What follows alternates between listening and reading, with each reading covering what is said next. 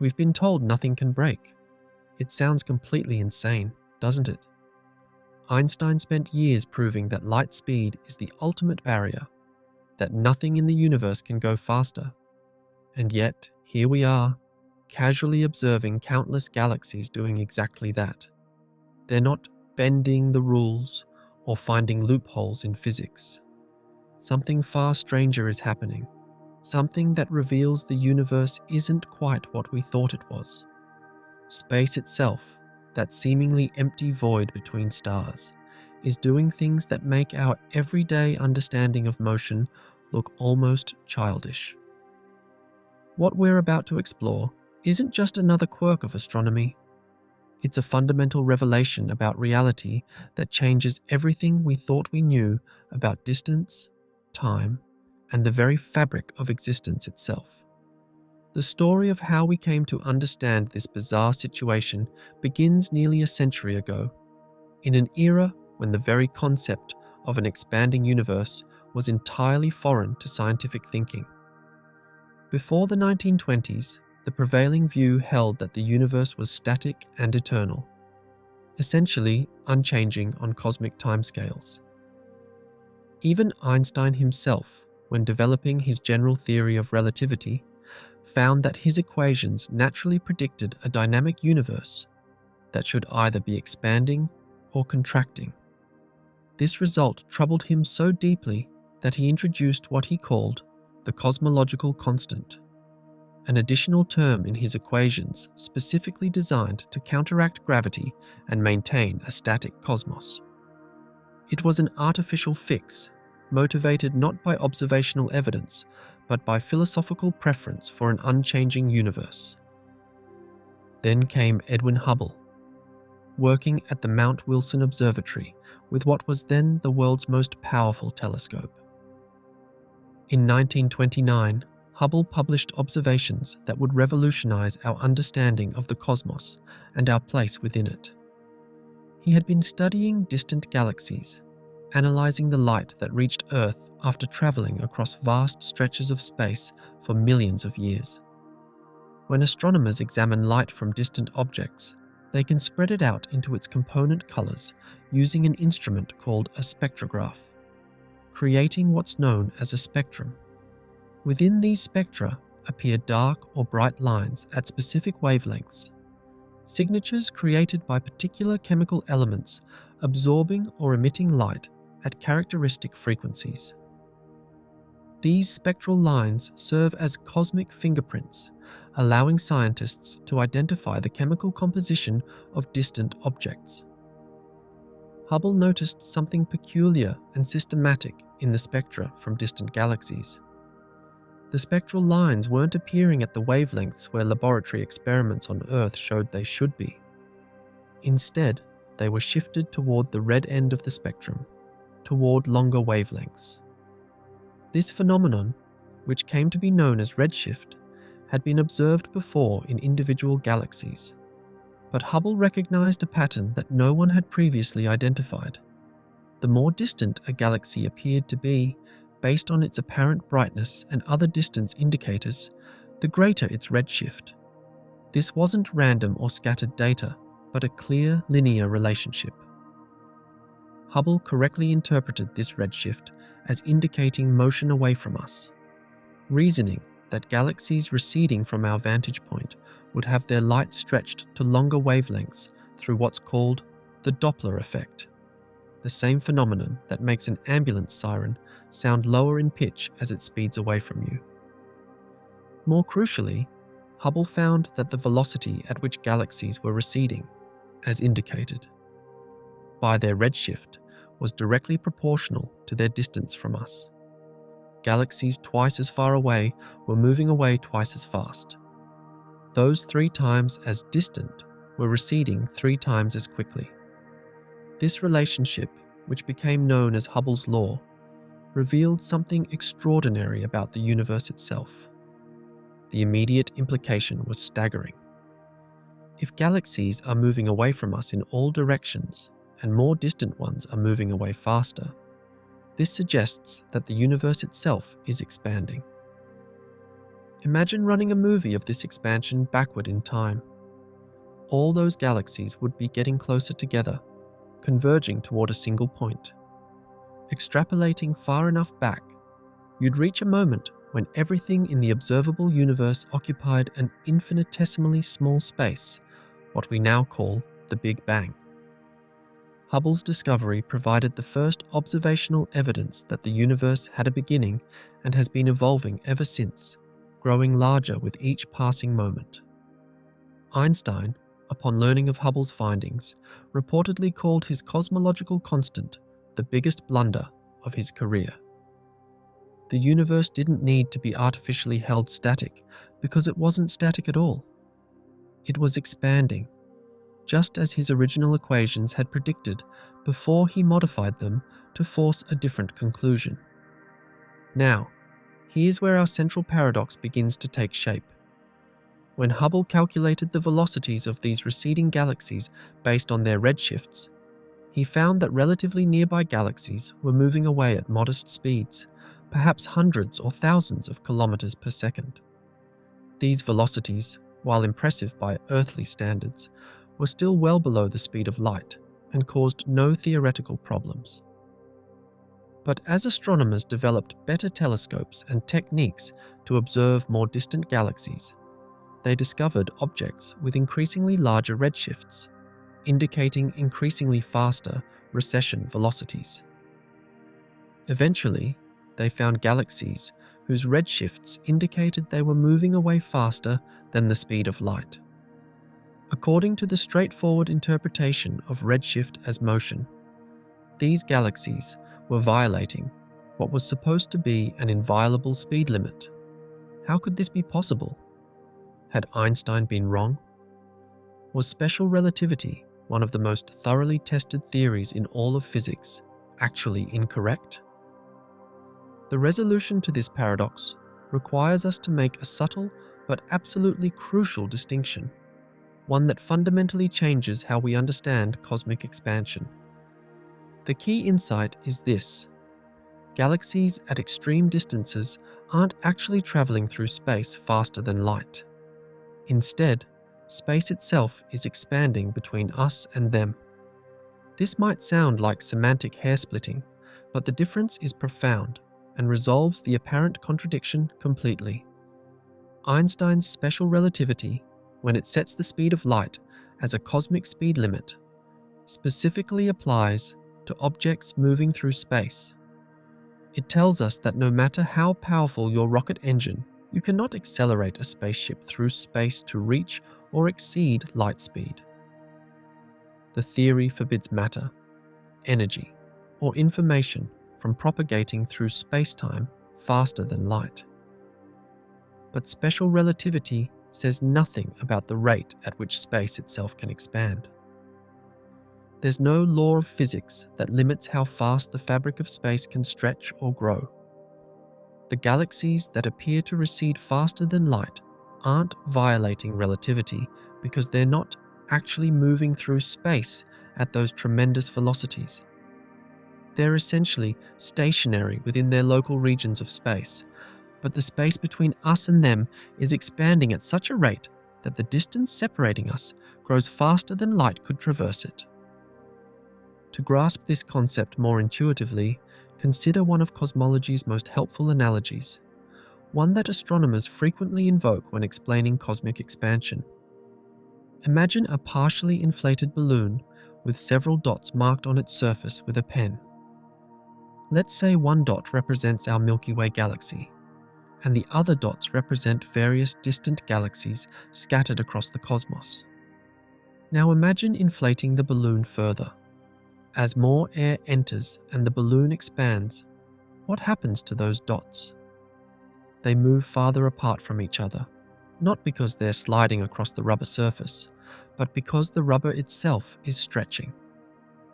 A dot on one side of the balloon and a dot on the opposite side will move apart quite rapidly as the balloon inflates, even though neither dot is actually moving through the rubber. The rubber between them is expanding, carrying them along with it. This is remarkably similar to what happens with cosmic expansion. Galaxies are like those dots, embedded in the fabric of space. As space expands, it carries galaxies along with it, and the distance between them increases without the galaxies actually having to travel through space. The balloon analogy also illustrates another crucial point about cosmic expansion. Notice that from the perspective of any single dot on the balloon, all the other dots appear to be moving away. There's no special center of expansion on the balloon's surface. Every point could legitimately claim to be the center because every point sees the same general pattern of all other points receding.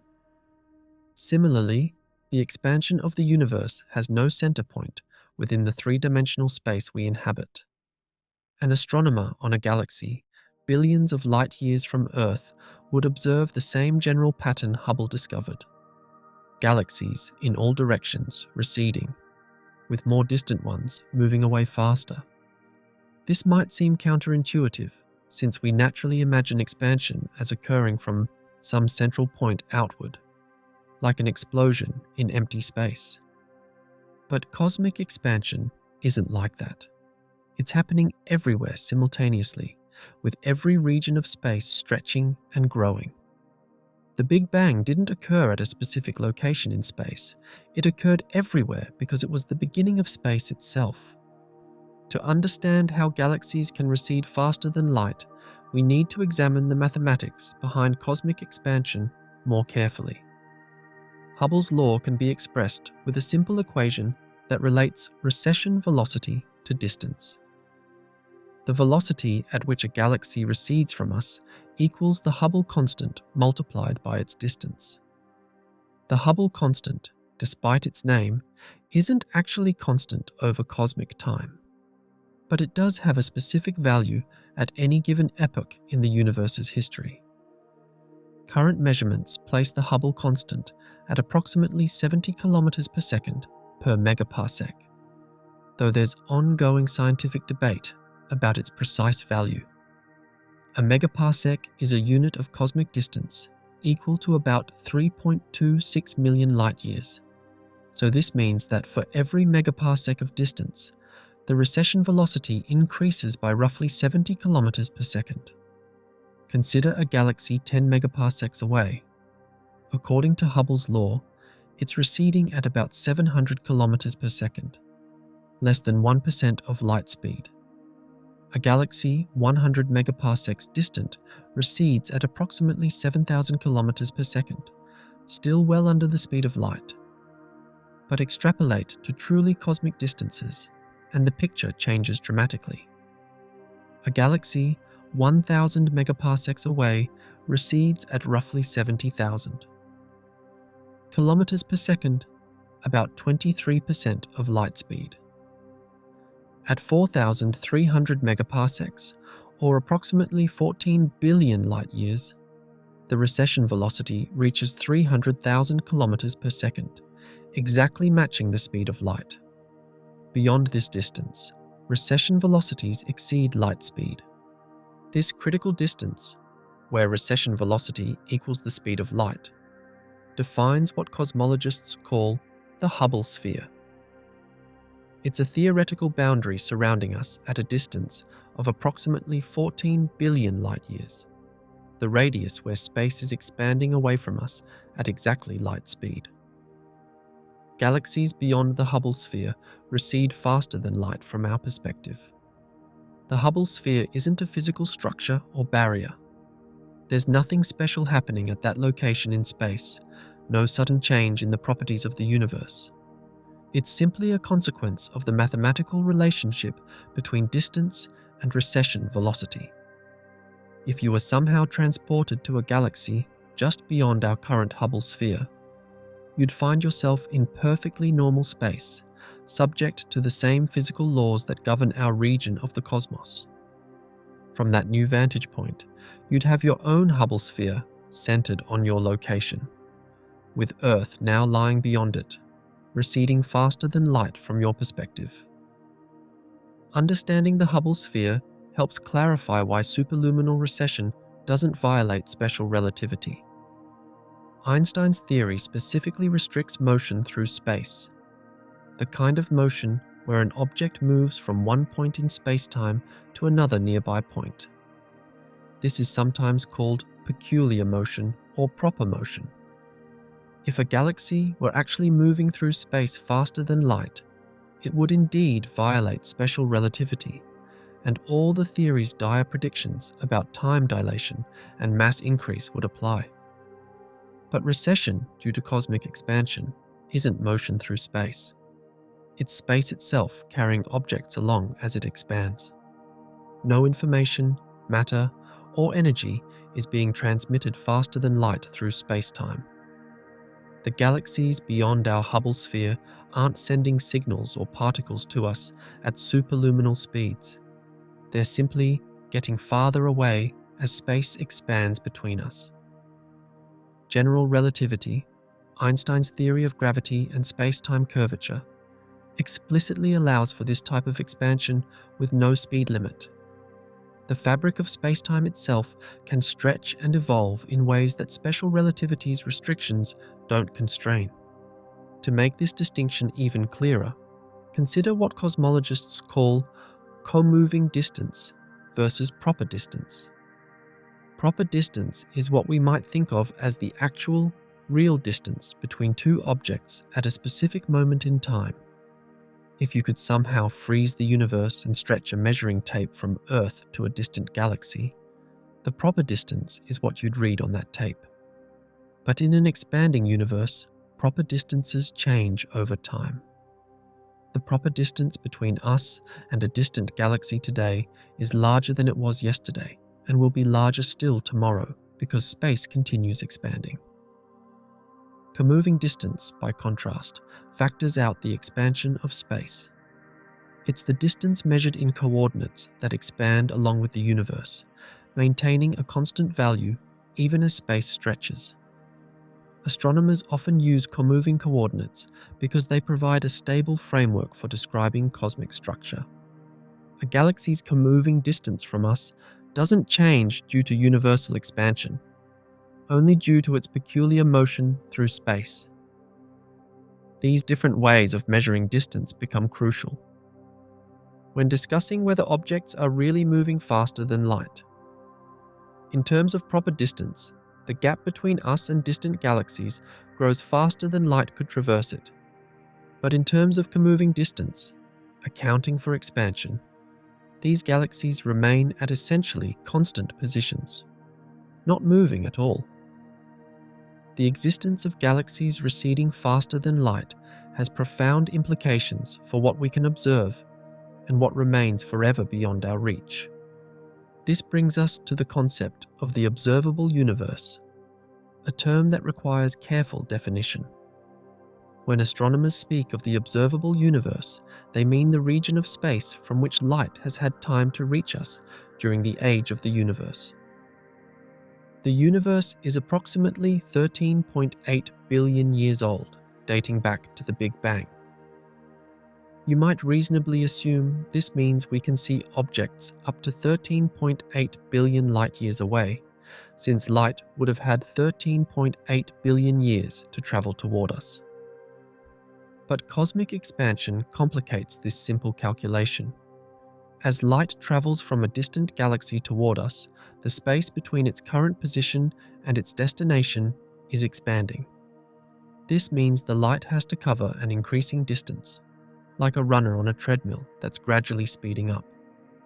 Light emitted from a galaxy shortly after the Big Bang has been traveling for nearly the entire 13.8 billion year history of the universe. But the galaxy that emitted it has been receding the entire time due to cosmic expansion.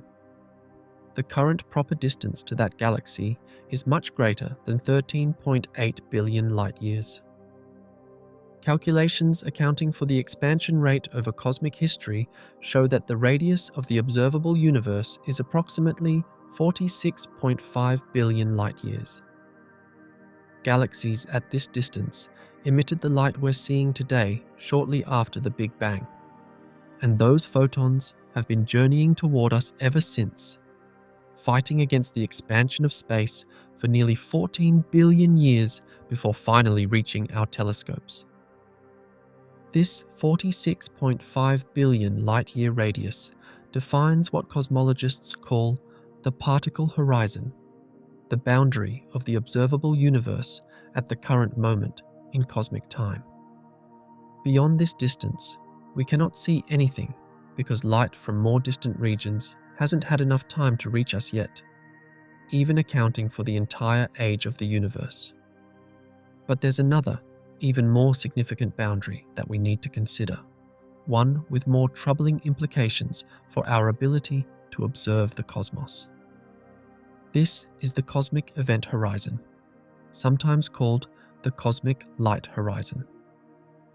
While the particle horizon defines what we can currently observe, the event horizon defines what we will ever be able to observe, even given infinite time into the future. Here's where cosmic expansion produces a genuinely unsettling consequence. If space were expanding at a constant rate, as Hubble's early observations suggested, then light from any galaxy, no matter how distant, would eventually reach us given sufficient time. The photons might take trillions of years to arrive, fighting against the expanding space between their source and our location. But they'd get here eventually. However, observations made in the late 1990s revealed something unexpected and disturbing about cosmic expansion. Two independent teams of astronomers studying distant supernovae to measure the universe's expansion history made a startling discovery that earned their leaders the 2011 Nobel Prize in Physics. They found that the expansion of the universe isn't proceeding at a constant rate, nor is it slowing down as gravity pulls galaxies back toward each other, which had been the standard assumption. Instead, cosmic expansion is accelerating. The rate at which space expands is, itself, increasing over time. More distant galaxies aren't just receding from us rapidly, they're receding ever faster. This acceleration changes everything about the long-term fate of cosmic expansion and what we'll be able to observe. With accelerating expansion, there exists a finite distance beyond which light emitted today will never reach us, no matter how long we wait. The space between us and galaxies beyond this cosmic event horizon is expanding so rapidly that photons traveling toward us at light speed can't make up the distance. They're like runners on treadmills moving faster than they can run, losing ground despite their best efforts. Current calculations place this event horizon at approximately 16 billion light-years from Earth. Galaxies beyond this distance are receding so fast that light they emit today will never reach our location, even if we wait trillions of years. We can still see some of these galaxies because we're receiving light. They emitted billions of years ago when they were closer to us and their recession velocity was lower. But we're seeing them as they were in the distant past, and any events occurring in them now will remain forever invisible to us. The accelerating expansion that creates this event horizon is attributed to what physicists call dark energy, though this name is more a placeholder for our ignorance than a genuine explanation. Observations indicate that dark energy constitutes approximately 68% of the total mass energy content of the universe. Unlike ordinary matter and energy, which become more diluted as space expands, dark energy maintains a constant density even as the universe grows. As cosmic volume increases, the total amount of dark energy increases proportionally, filling new space as it appears. This strange property means that as the universe ages and expands, dark energy becomes increasingly dominant over matter and radiation, whose densities decrease. Dark energy exerts a kind of repulsive gravitational effect, pushing space to expand faster rather than allowing gravity's attractive force to slow expansion down. The exact nature of dark energy remains one of the most profound unsolved problems in physics. The simplest explanation is that it represents the energy inherent in empty space itself, a property called vacuum energy that quantum field theory predicts should exist. However, calculations of what vacuum energy's density should be disagree with observations by an absurd factor of 10 to the power of 120, perhaps the worst prediction in the history of physics. Other theories propose modifications to general relativity or entirely new fields permeating the universe, but none have gained widespread acceptance. What we can say with confidence is that something is causing cosmic expansion to accelerate. And whatever that something is, it will determine the universe's ultimate fate. This brings us to a rather melancholy consequence of accelerating expansion. Because the event horizon remains at a finite distance, while galaxies beyond it continue receding ever faster, the observable universe will actually shrink over cosmic time, in terms of how much we can potentially interact with or receive information from. Currently, we can observe the light from galaxies up to the particle horizon at 46.5 billion light-years away, seeing them as they were billions of years ago. But as time passes and expansion continues accelerating, more and more galaxies will cross beyond our event horizon, disappearing from possible future observation. Eventually, trillions of years from now, only galaxies in our immediate gravitationally bound neighborhood, the local group consisting of the Milky Way, Andromeda, and several dozen smaller galaxies, will remain visible. All other galaxies will have receded beyond the event horizon, their light too redshifted and stretched by expansion to detect. Astronomers in that distant future era, assuming any exist, would observe a profoundly lonely cosmos, a small island of galaxies surrounded by apparently empty space, with no evidence of the billions of other galaxies that populate the universe today. They would have no direct observational evidence for the Big Bang, no cosmic microwave background radiation to study, and no distant supernovae to measure expansion with. They might not even realize the universe is expanding unless they discovered records left by astronomers from our era. In a very real sense, we live in a privileged epoch for cosmology, a time when the universe's history and large-scale structure are still observationally accessible. The concept of cosmological redshift deserves deeper examination because it's fundamentally different from the more familiar Doppler shift, though they produce similar effects.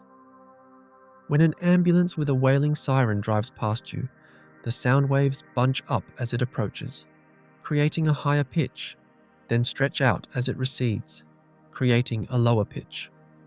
This is the classic Doppler effect, caused by the motion of the source relative to the observer through the medium carrying the waves. Light waves exhibit a similar Doppler shift when a source moves through space toward or away from us.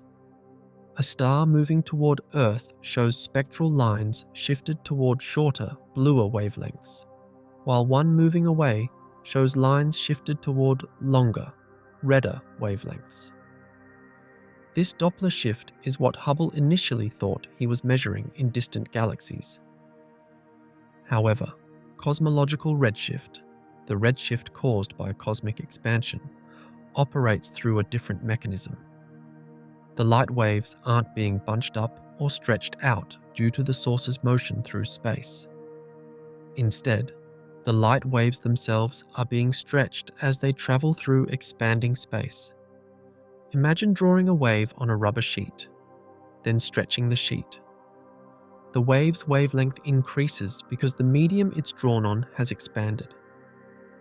Similarly, as a photon travels from a distant galaxy toward us through billions of light-years of expanding space, its wavelength gets stretched along with the space it's traversing.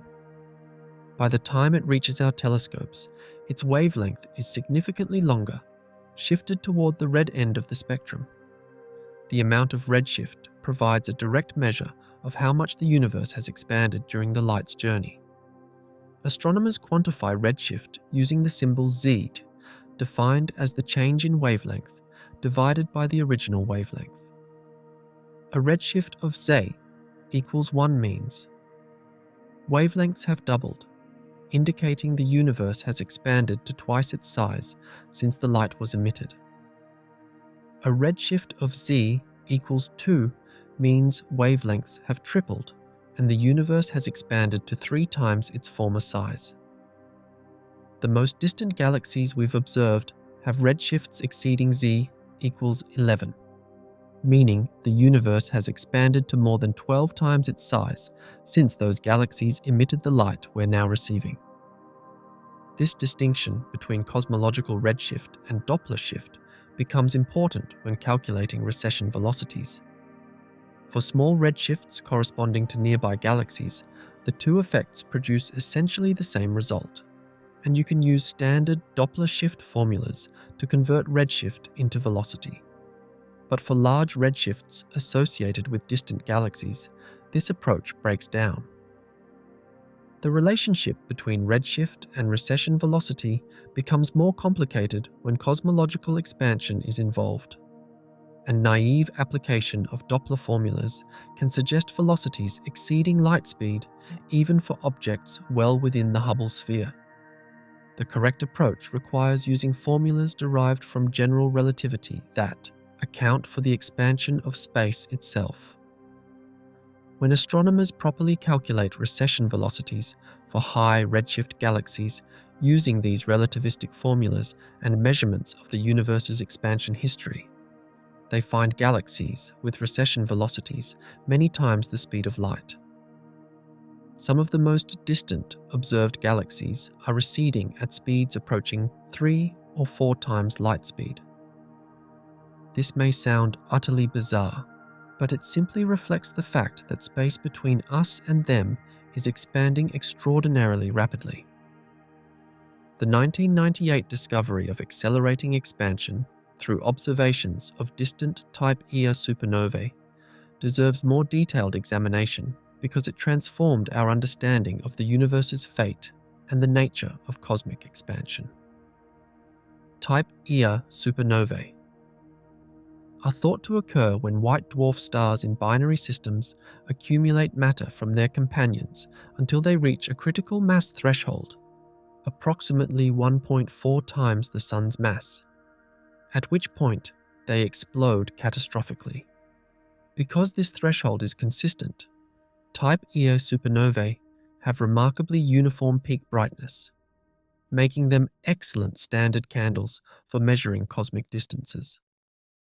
By observing Type Ia supernovae in distant galaxies, measuring their apparent brightness, and comparing this to their known intrinsic brightness, astronomers can calculate how far away they are.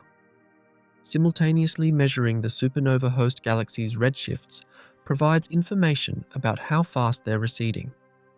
Combining these measurements traces out the expansion history of the universe, revealing how expansion rate has changed over cosmic time. The two teams conducting these observations in the 1990s, the Supernova Cosmology Project and the High-Z Supernova Search Team, both expected to measure a deceleration of cosmic expansion. The prevailing assumption held that while the universe was expanding due to the initial impetus of the Big Bang, gravity should be gradually slowing this expansion over time as galaxies gravitationally attract each other. The key question seemed to be whether there was enough matter in the universe for gravity to eventually halt and reverse the expansion, leading to a big crunch, or whether expansion would continue forever, but at an ever-decreasing rate. Instead, both teams found something completely unexpected.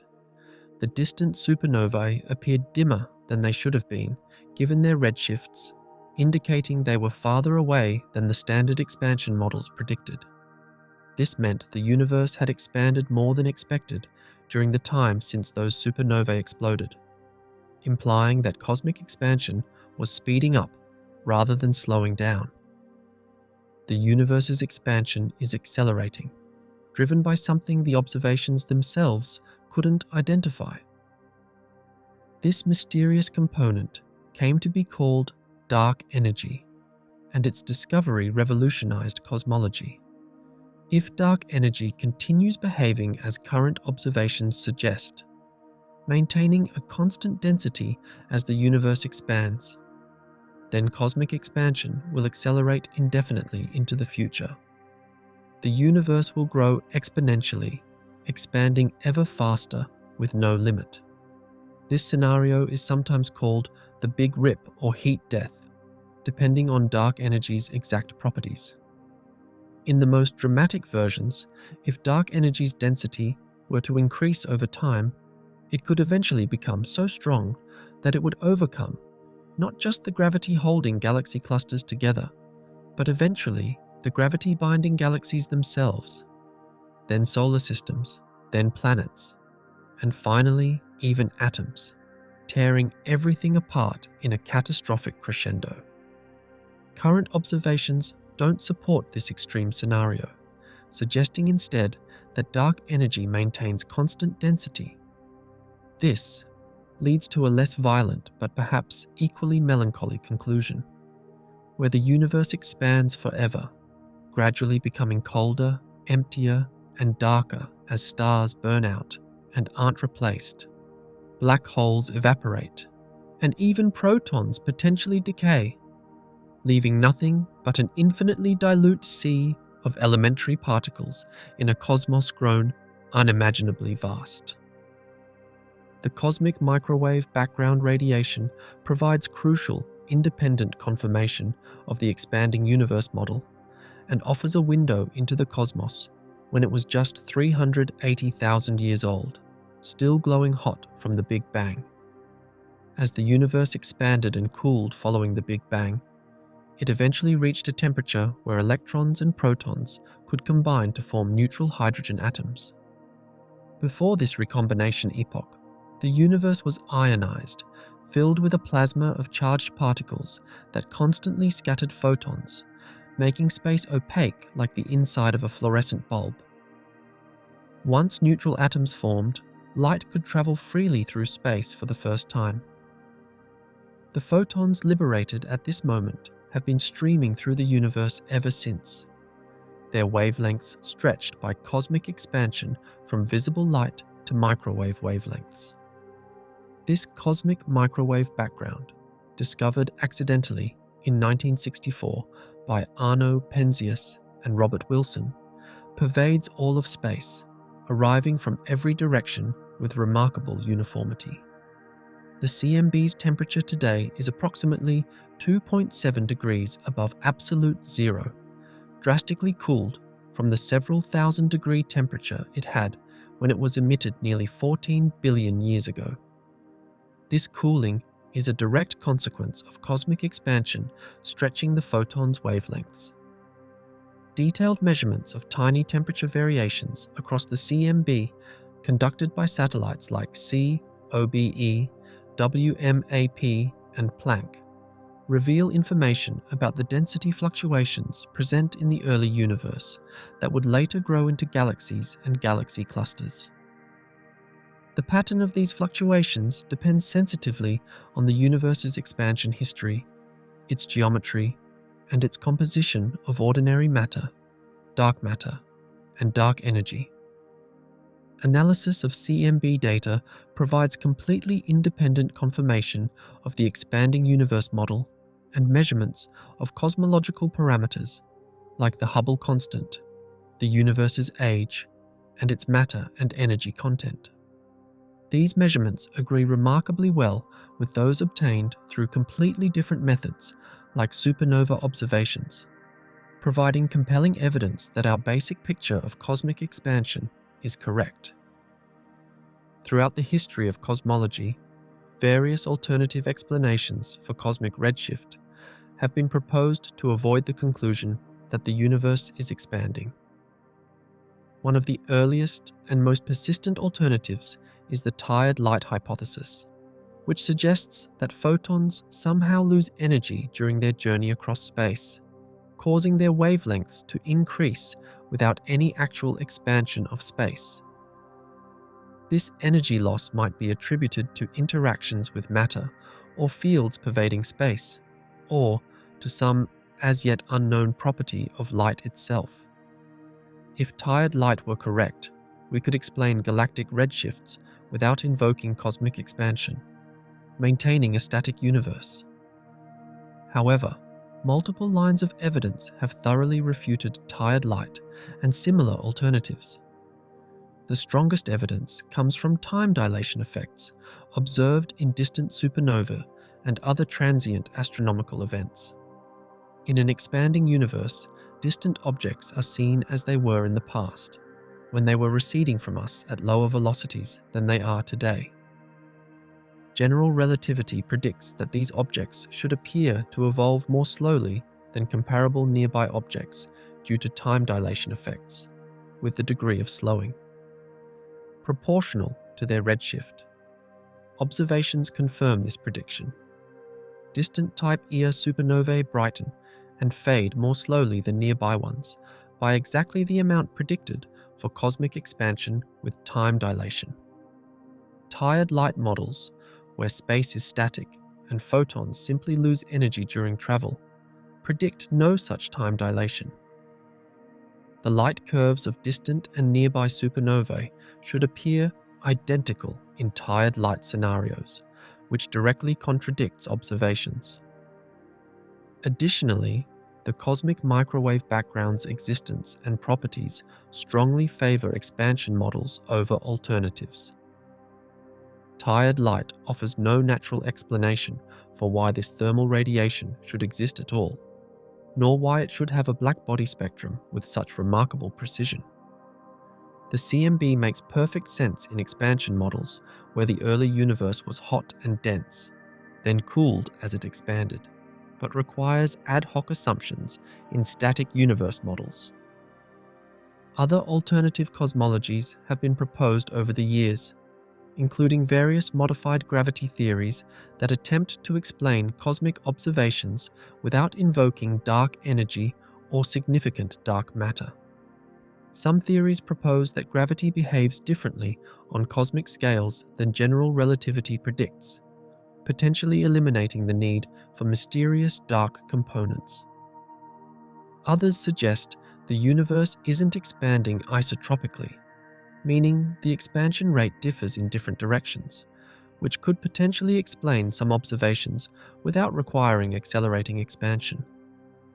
Still others propose we live in an unusual region of the universe, perhaps a cosmic void with below-average density, which could create apparent acceleration even if the global expansion isn't accelerating.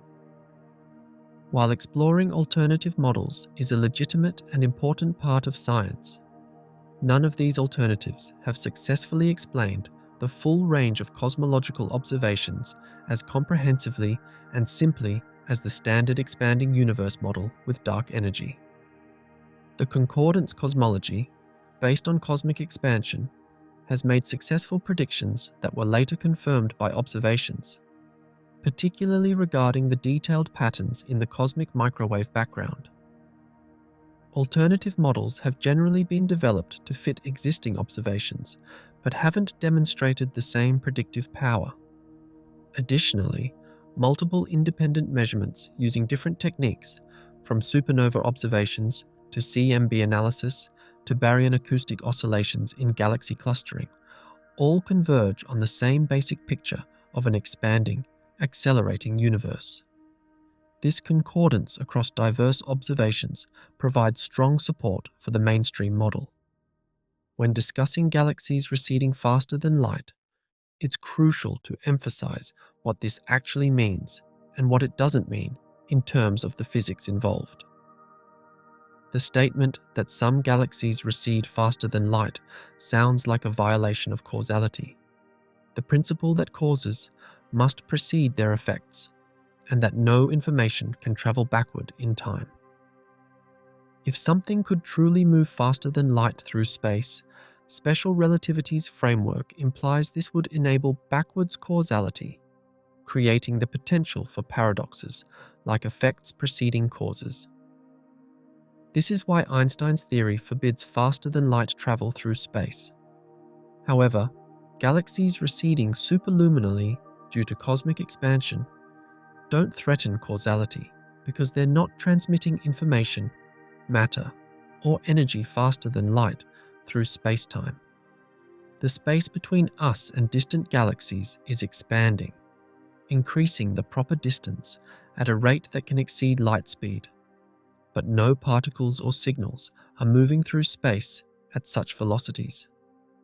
A photon emitted by a distant galaxy travels toward us at exactly the speed of light through its local spacetime, as special relativity requires.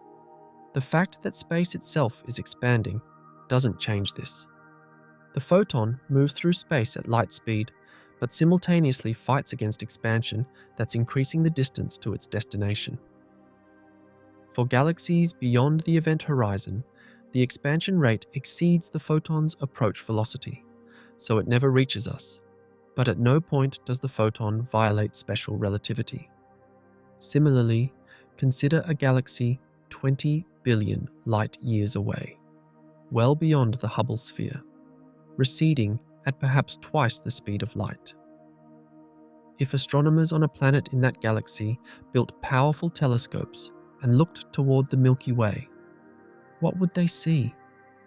They'd observe exactly the same situation we see: galaxies in all directions receding, with more distant ones moving away faster. From their perspective, the Milky Way would be beyond their Hubble sphere, receding at roughly twice light speed. Neither we nor they are in privileged positions. Both perspectives are equally valid because neither galaxy is actually moving through space at relativistic velocities. The immense recession velocity is entirely due to expanding space between us, not motion through space. Another common source of confusion concerns the galaxies we can currently observe at the edge of the observable universe. One might imagine these galaxies are somehow special or exist in extreme physical conditions due to their tremendous distance and recession velocity. This is not the case. A galaxy 13 billion light-years away, seen as it was 13 billion years ago when the universe was very young, does indeed exist in a very different environment than galaxies in the present-day universe. Early galaxies were smaller, contained less heavy elements since few stars had lived and died yet, and were surrounded by denser concentrations of intergalactic gas. But these differences have nothing to do with the galaxy being at the edge of our observable universe or receding faster than light. They're simply consequences of cosmic evolution. The early universe was different from today's universe for every galaxy, not just those we see at great distances. The galaxy we observe 13 billion light-years away appears young and different because we're seeing it as it was 13 billion years ago due to light's finite travel time. That same galaxy today, in the current cosmic epoch, would be a mature system potentially rather similar to nearby galaxies, though we cannot see it as it is now because that light hasn't reached us yet. The observable universe's edge is simply a light horizon, a boundary defined by how far light has had time to travel toward us since the Big Bang. There's nothing special happening at that boundary. If you were somehow transported to a galaxy currently at the edge of our observable universe, you'd find yourself in perfectly normal space, surrounded by galaxies, governed by the same physical laws. You'd have your own observable universe centered on your new location, extending 46.5 billion light-years in all directions from your vantage point. Earth and the Milky Way would now lie far beyond your observable universe's edge, invisible to you no matter how powerful your telescopes, because light from our current epoch hasn't had time to reach your new location. The methods astronomers use to measure such extreme distances and velocities represent some of the most ingenious techniques in observational science. Distance measurement in astronomy is notoriously difficult because we can't simply stretch tape measures across cosmic voids or send probes to faraway galaxies and time their journeys. Instead, astronomers have developed what's called the cosmic distance ladder, a series of overlapping measurement techniques that allow us to extend our reach from nearby stars to the most distant galaxies. Building this cosmic distance ladder begins with relatively simple geometric methods that work for nearby stars. Parallax, the apparent shift in a star's position as Earth orbits the Sun, allows direct geometric measurement of distances up to a few thousand light-years.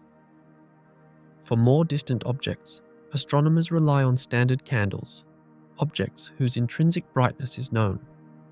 By comparing an object's known intrinsic brightness to its observed apparent brightness, the distance can be calculated since brightness decreases with the square of distance. Certain types of variable stars called Cepheid variables, whose pulsation periods relate directly to their luminosities, serve as excellent standard candles for measuring distances to nearby galaxies. Edwin Hubble used Cepheids to determine distances to spiral nebulae in the 1920s, proving they were separate galaxies far beyond the Milky Way. For greater distances where individual stars can't be resolved, Type Ia supernovae serve as standard candles visible across billions of light-years. These stellar explosions reach predictable peak brightness, allowing distance measurements to galaxies so far away that even the brightest individual stars are invisible. Beyond even supernova distances, astronomers use statistical properties of galaxy clustering and patterns in the cosmic microwave background as standard rulers, features whose physical size is known, allowing distance calculation from their apparent angular size. The cosmic microwave background shows characteristic patterns created by sound waves propagating through the early universe's plasma. These baryon acoustic oscillations created a specific length scale that's imprinted in the distribution of galaxies and the CMB's temperature fluctuations. By measuring the apparent angular size of these features, astronomers can determine distances to the epochs when they formed. Velocity measurements rely primarily on spectroscopy, analyzing how cosmic expansion shifts spectral lines to longer wavelengths.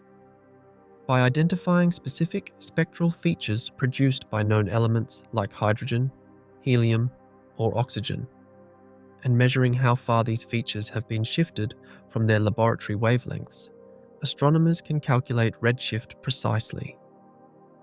For relatively nearby galaxies where recession velocities are modest, redshift converts straightforwardly to velocity using standard formulas. For distant galaxies with large redshifts, the relationship becomes more complex, requiring general relativistic calculations that account for the expansion history of the universe. Modern spectroscopic surveys have measured redshifts for hundreds of thousands of galaxies, mapping the universe's large-scale structure in 3 dimensions. These surveys reveal that galaxies aren't distributed randomly, but cluster into vast filaments and walls surrounding enormous voids, creating a cosmic web structure that reflects the distribution of dark matter and the universe's expansion history. The combination of distance and redshift measurements for galaxies at various ranges allows astronomers to trace how the universe's expansion rate has changed over cosmic time. Nearby galaxies reveal the current expansion rate, while progressively more distant galaxies show expansion at earlier epochs, billions of years in the past. The pattern emerging from these observations, particularly the supernova measurements that revealed accelerating expansion, has revolutionized our understanding of cosmic dynamics. The question of what space actually is and what it means for space itself to expand touches on some of the deepest questions in physics. In our everyday experience, space seems like an empty stage where physical events occur, a passive background against which matter and energy interact. But general relativity revealed that space, or more precisely, spacetime, which unifies space and time into a single four-dimensional continuum, is a dynamic entity that participates actively in physical processes. Mass and energy curve spacetime, creating what we experience as gravity.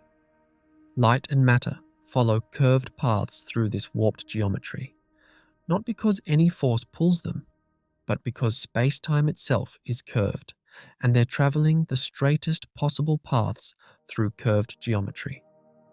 Einstein's field equations, the mathematical core of general relativity, describe how mass-energy determines space-time's curvature.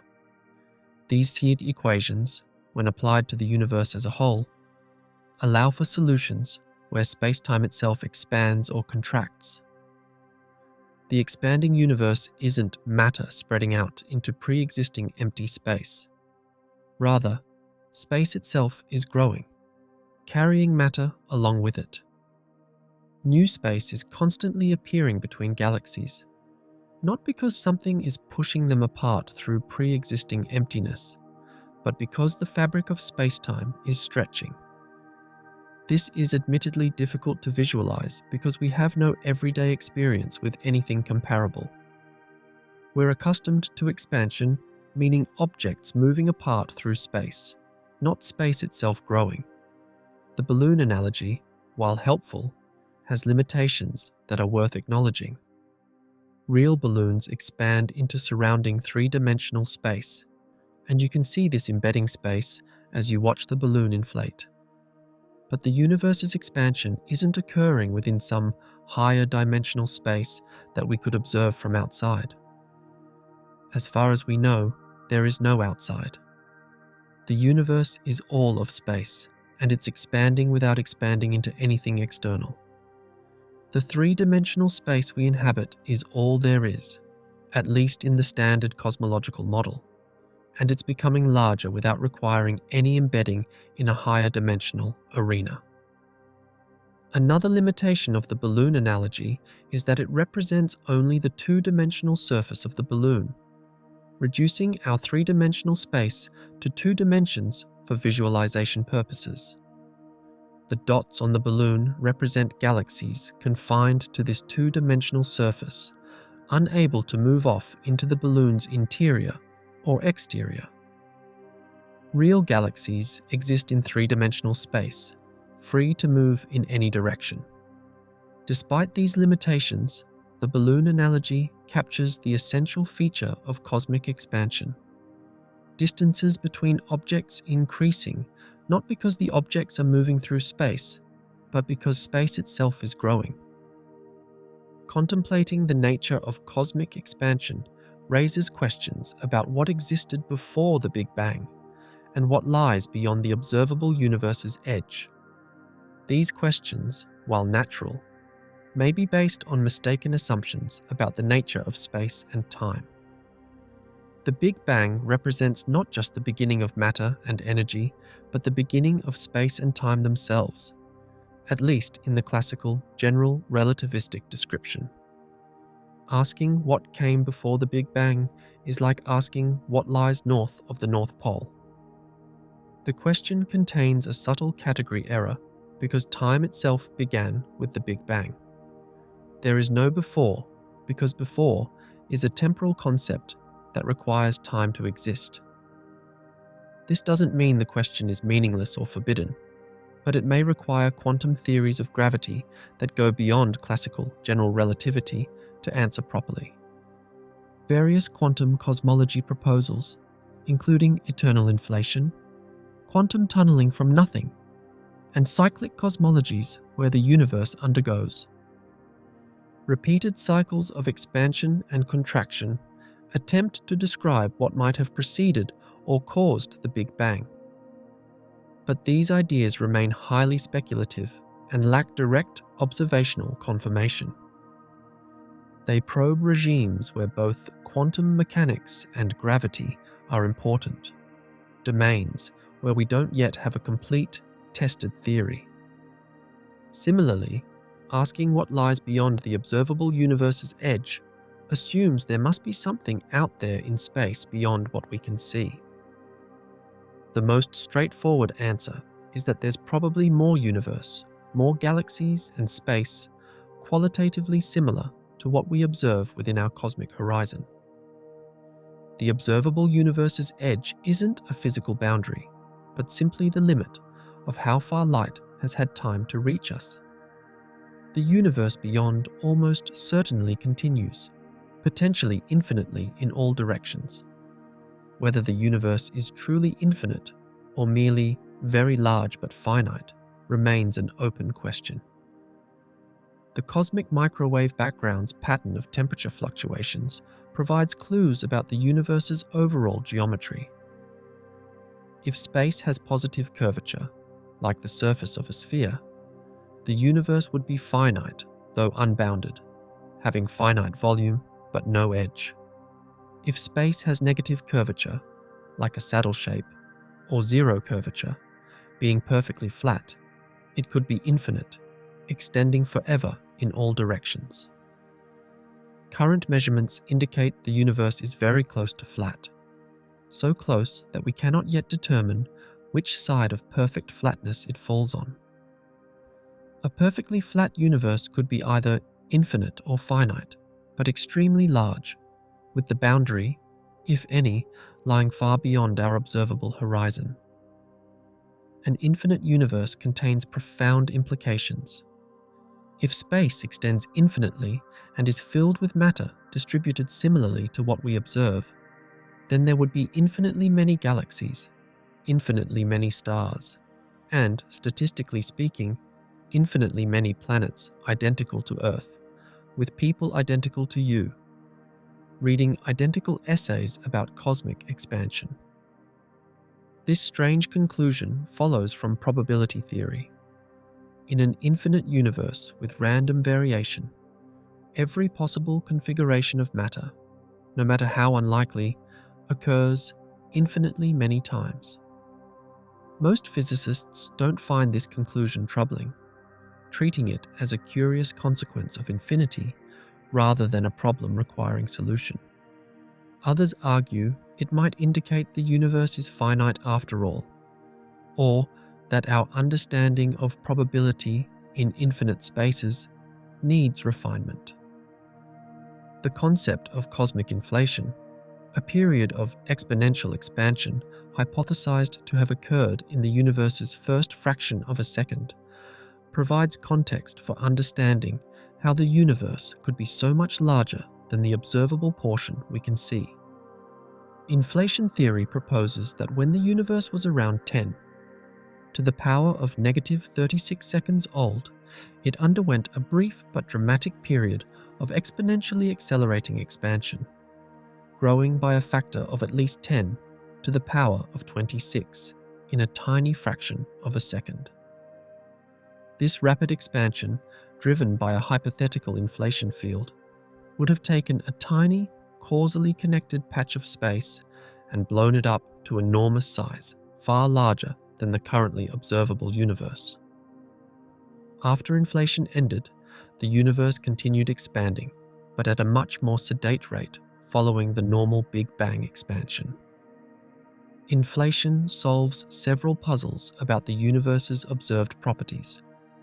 It explains why the universe appears so uniform on large scales, despite causally disconnected regions having the same temperature and density.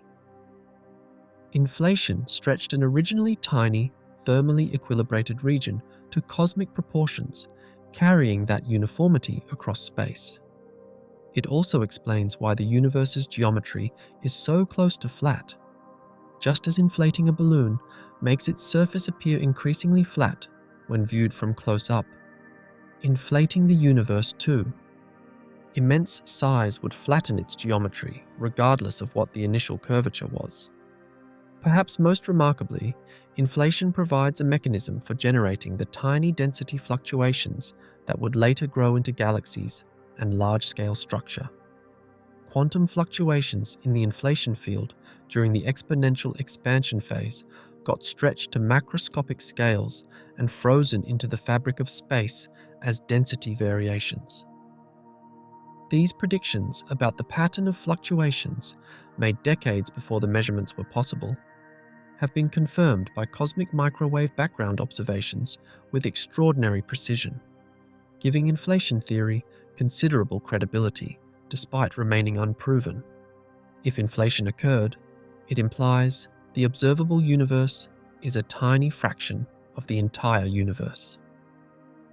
The region that inflated to create everything we can see was absurdly small initially, perhaps only 10 to the power of -26 meters across. The entire universe that underwent inflation could have been much larger, and the portion beyond our observable horizon could be truly vast, potentially infinite. Different regions of this inflated space that are now beyond each other's cosmic horizons would have undergone the same expansion history, but would have different specific realizations of the quantum fluctuations that generated structure. In this picture, asking what's beyond the observable universe has a clear answer: more space, more galaxies, and more structure, just not causally connected to us, and therefore forever unobservable. Some versions of inflation theory, particularly eternal inflation models, propose that inflation never completely ends but continues in some regions of space while ending in others. In these scenarios, our observable universe would be one bubble in a vast, possibly infinite expanse where inflation has stopped, surrounded by regions still undergoing exponential expansion, which in turn spawn new bubble universes where inflation ends. This would create a multiverse of pocket universes, each potentially with different physical properties depending on how the inflation field decayed. Such speculations, while fascinating, lie at the very edge of science, making predictions that may be impossible to test observationally since these other universes would be forever beyond our cosmic horizon.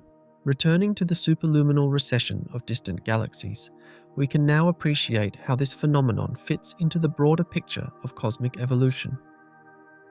The galaxies currently at the edge of our observable universe, receding at several times the speed of light, won't always remain visible. As expansion continues and accelerates, these galaxies will fade from view. The light traveling from them toward us fights an increasingly losing battle against expanding space. Photons emitted billions of years ago, when these galaxies were somewhat closer, have finally reached us after an immense journey. But photons being emitted from them now will never arrive. We're seeing these galaxies past, not their present, and will never see their present. As time passes, we'll continue receiving progressively older light from these systems, seeing them at ever earlier stages of their development, until eventually the light becomes so redshifted that it shifts beyond the range of detectable wavelengths and effectively disappears. Meanwhile, galaxies currently within our event horizon but relatively distant will gradually cross beyond it, as accelerating expansion carries them over the threshold where recession velocity exceeds light speed permanently. The number of galaxies we could potentially exchange signals with steadily decreases as cosmic acceleration continues. This leads to the rather poignant scenario for far future astronomy mentioned earlier. Trillions of years hence, after stars have formed and died in multiple generations, after stellar populations have aged and galaxies have merged through close encounters, hypothetical astronomers in the far future will look up at a very different sky than we observe today. Only the gravitationally bound local group of galaxies will remain visible. Everything else will have long since receded beyond the cosmic event horizon, disappearing from view. The cosmic microwave background, already cooled to 2.7 degrees above absolute zero in our epoch, will have been stretched and cooled to such long wavelengths and low temperatures that it becomes effectively undetectable, lost in noise. These far future astronomers, if they arise independently, without records from earlier eras, would face a profound epistemological challenge. Their direct observations would show only a small collection of galaxies in an otherwise empty cosmos. They would have no obvious evidence that the universe is expanding, no cosmic microwave background revealing the Big Bang's aftermath, no distant galaxies showing the clear pattern of recession velocity increasing with distance. They might conclude they inhabit a static, eternal universe consisting of just their local cluster of galaxies surrounded by infinite emptiness. They would be completely wrong, yet their conclusion would be the most parsimonious explanation of their observations. Only if they discovered ancient records left by astronomers from earlier epochs like ours, or if they developed sufficiently sophisticated theoretical physics to predict cosmic expansion from first principles and then found subtle confirming evidence, would they learn the truth about living in an expanding universe, mostly beyond their ability to observe. This scenario highlights a deep truth about scientific cosmology. Our ability to understand the universe depends not just on the quality of our instruments and theories, but on the cosmic epoch we happen to inhabit. We are fortunate to live during a period when the universe's expansion is directly observable, when the cosmic microwave background remains detectable, when we can see galaxies spanning a vast range of distances and cosmic times. Our observations provide a window into both the universe's past through looking at distant, young galaxies, and its large-scale structure through mapping how galaxies cluster. This observational richness allows us to reconstruct cosmic history and predict the universe's future evolution. Future astronomers in the far distant reaches of cosmic time won't have this advantage. Past astronomers lacked it for a different reason, possessing neither the theoretical framework nor the instruments to recognize cosmic expansion, even though the evidence surrounded them. The window of opportunity for easily observing and understanding cosmic expansion is limited in cosmic terms, open for perhaps a few tens of billions of years around our current epoch. This raises uncomfortable questions about whether there might be other fundamental aspects of the universe that are currently unobservable from our particular vantage point in space and time. Truths about reality that would be obvious to observers in different circumstances, but remain hidden from us. The fact that galaxies can recede faster than light also connects to ongoing mysteries about the universe's earliest moments. During inflation, if it occurred, space expanded exponentially faster than light for a brief period. Points initially close together found themselves separated by vast distances, essentially instantaneously in cosmic terms, far faster than light could have traveled between them. This doesn't violate relativity any more than distant galaxies superluminal. Recession does because it wasn't motion through space, but expansion of space itself. However, inflation remains a hypothesis rather than an established fact. While it explains many features of the observable universe beautifully and has made successful predictions, we lack direct evidence that it actually occurred. The smoking gun for inflation would be detection of primordial gravitational waves, ripples in spacetime itself generated by the violent expansion during inflation. These waves would leave a particular pattern of polarization in the cosmic microwave background, a swirling pattern in the radiation's polarization direction called B-mode polarization. Multiple experiments are searching for this signal, but detecting it requires extraordinary sensitivity and careful separation from confounding foreground signals. A claimed detection in 2014 by the BICEP-2 experiment was later shown to be contaminated by polarized dust emission from our own galaxy. The search continues with ever more sophisticated instruments. If primordial gravitational waves are detected, They would provide powerful confirmation of inflation and a window into the universe when it was only 10 to the power of negative 36 seconds old, an era whose physics we cannot recreate in any laboratory. The energies involved during inflation were so extreme that quantum gravity effects were important, potentially offering observational clues about how gravity behaves in quantum regimes. The relationship between cosmic expansion and fundamental physics extends to one of the deepest questions in theoretical physics. Why is the universe so large? This might seem like a strange question.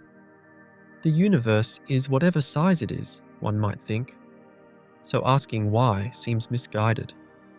But from the perspective of quantum field theory, the universe's enormous size relative to the fundamental Planck scale, the smallest meaningful length in quantum gravity theories, is deeply puzzling.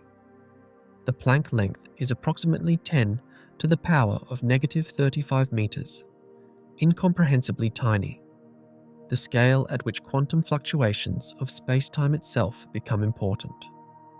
The observable universe is roughly 10 to the power of 27 meters across, making it 10 to the power of 62 times larger than the Planck length.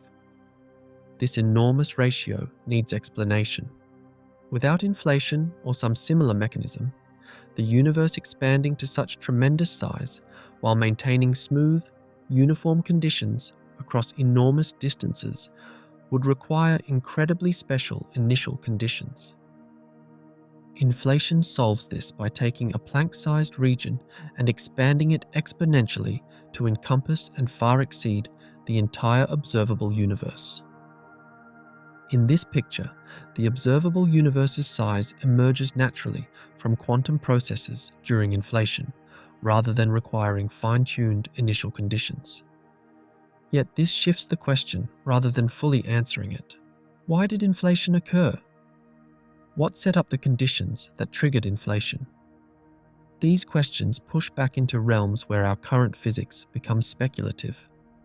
Throughout this exploration of cosmic expansion and superluminal recession, a consistent theme emerges. The universe is far stranger and more dynamic than our intuitions suggest. We naturally imagine space as static and unchanging, a fixed arena where physical events occur. This intuition works perfectly well for everyday experience and even for much of astronomy. Planets orbit stars through essentially unchanging space. Stars move through galaxies along paths determined by gravity.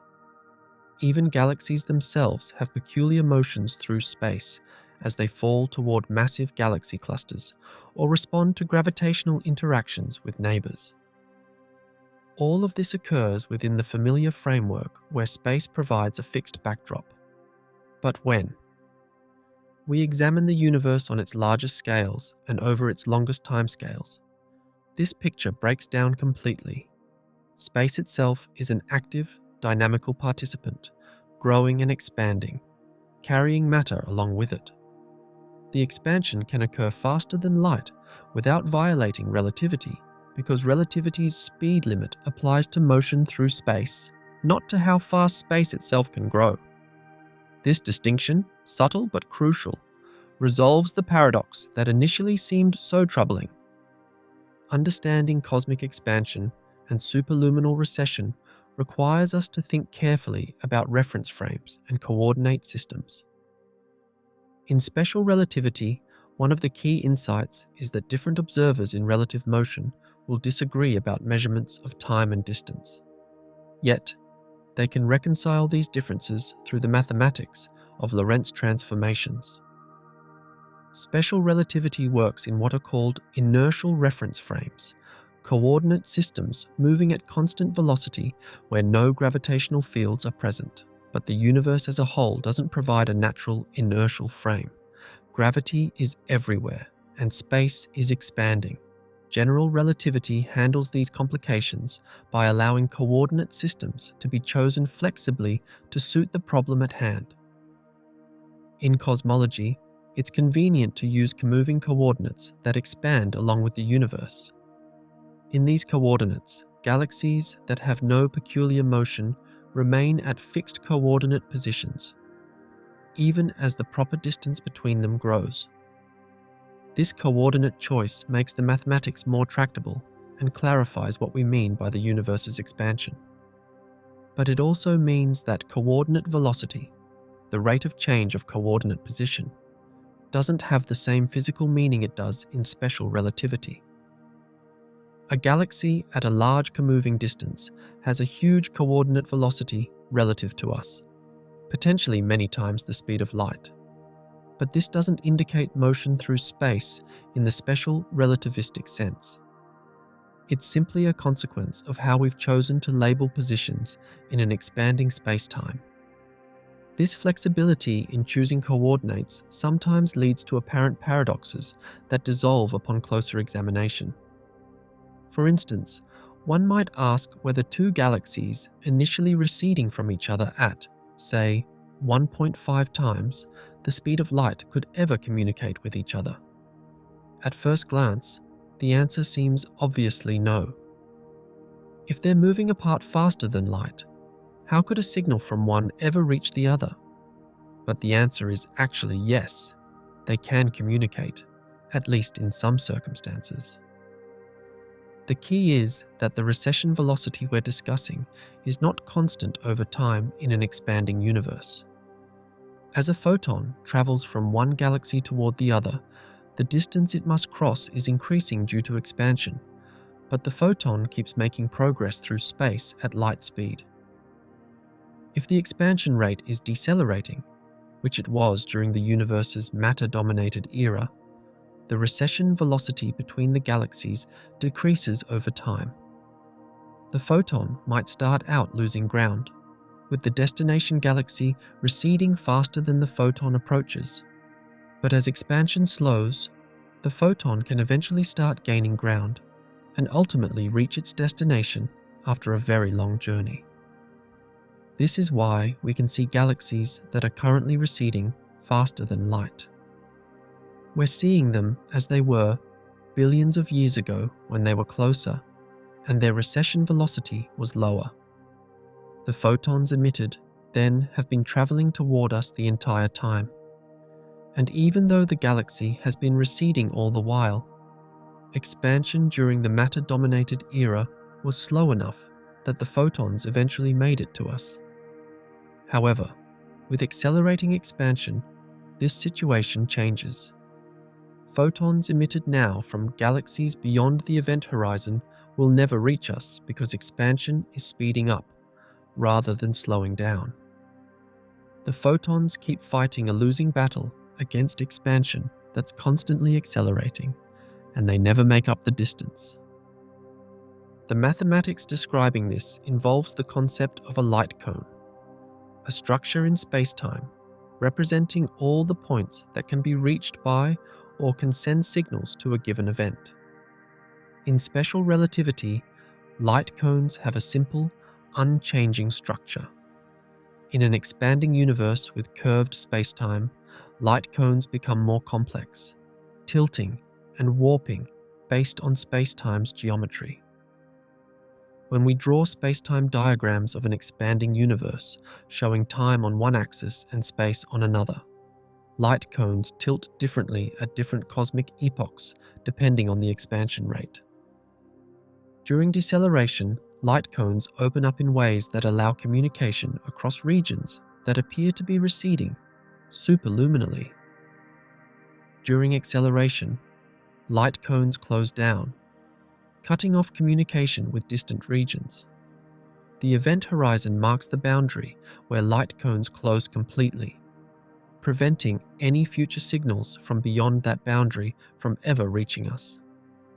These diagrams, while mathematically precise, can be difficult to interpret intuitively because they're representing four-dimensional curved spacetime on two-dimensional paper, inevitably distorting some features.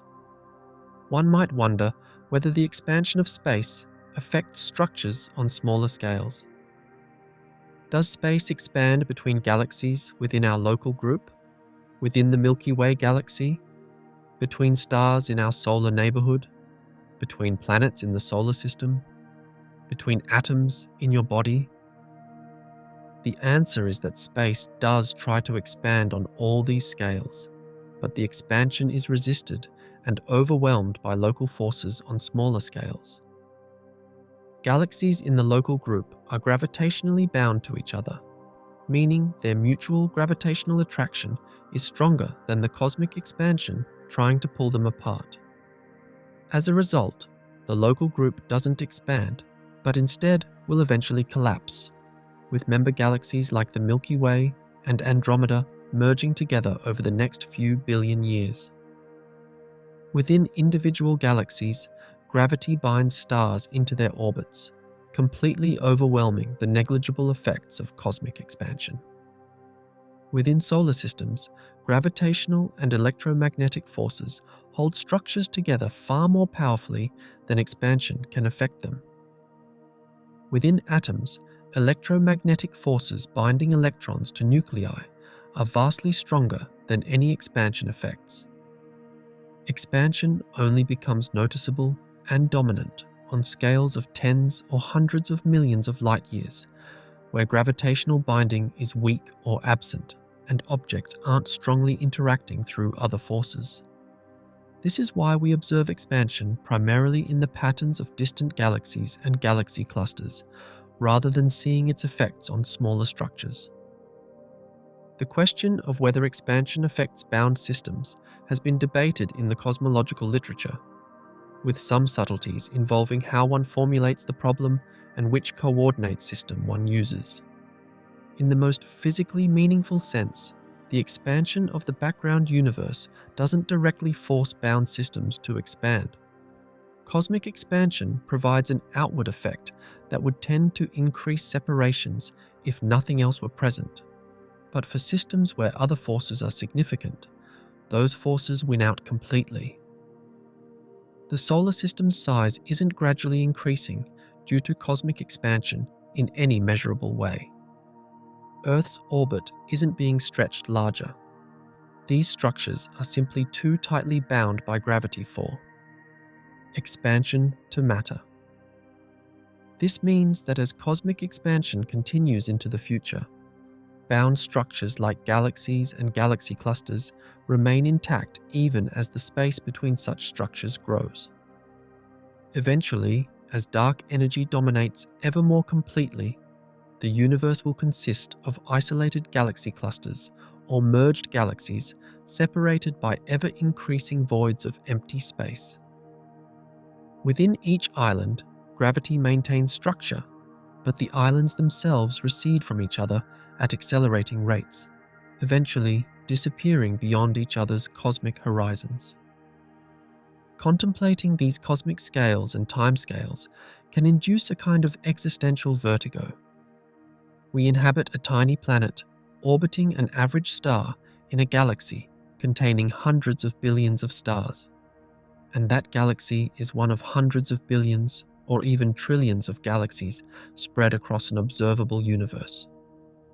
93 billion light-years in diameter. The universe beyond our observable horizon is likely vastly larger still, potentially infinite. When we look at distant galaxies, we're seeing them as they were billions of years ago, young and different from their current state, which we cannot yet observe. The most distant galaxies we can see are receding at several times the speed of light, being carried away by the expansion of space itself.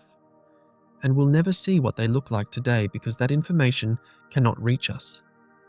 In the unimaginably distant future, the cosmos will have expanded so much that future inhabitants of our galaxy, if any exist, will look out on an apparently empty universe with no evidence of the cosmic drama we can currently observe. These facts challenge our intuitive understanding at every level.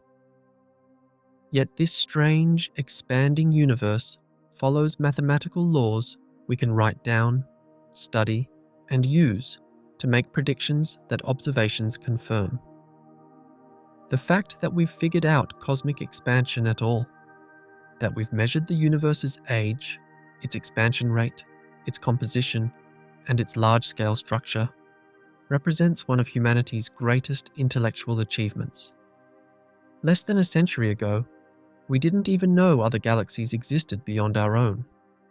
We thought the universe was static and eternal. The discovery that it's expanding, that it had a beginning, that it will have some kind of future evolution distinct from its past, revolutionized our cosmic perspective. The further discovery that expansion is accelerating, driven by mysterious dark energy, has deepened the mystery, even as it's sharpened our questions.